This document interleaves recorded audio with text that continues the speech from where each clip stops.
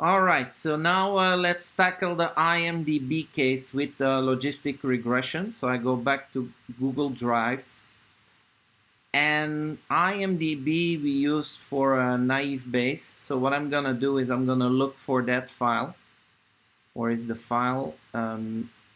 Here, IMDb naive Bayes, and I'm gonna make a copy of that file and use that file as the basis. So let's see where it is. Here we click on it and we open it. So here we go.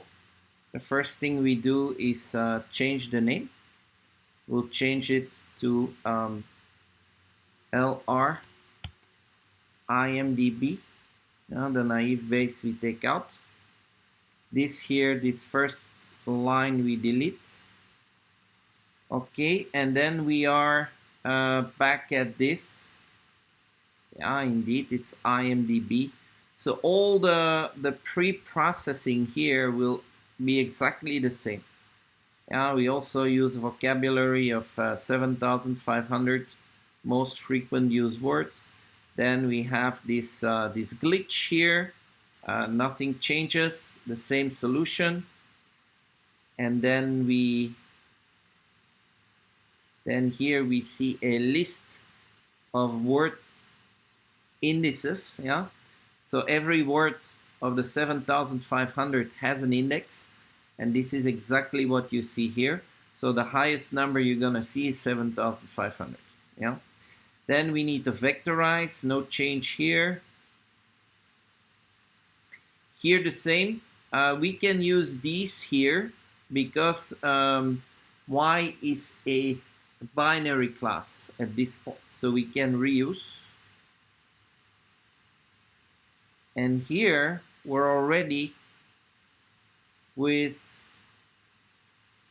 naive Bayes. Yeah, so this one we delete, or better, actually, we're gonna replace with our 5 lines of logistic regression code. And here we have all small letters, small caps. So this should work right out of the gate. And here we go.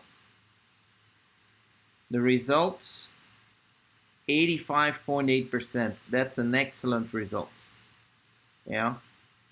So this one here we can delete.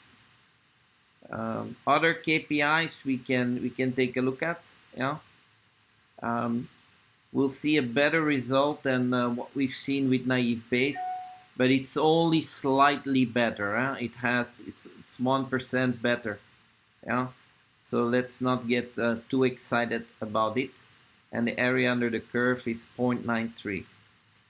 Okay, so that was how fast it went with the IMDb dataset and how we applied logistic regression to it. So we're gonna be able to reuse a lot of the code, as I mentioned before. But that was it for logistic regression. Thanks, and see you next time.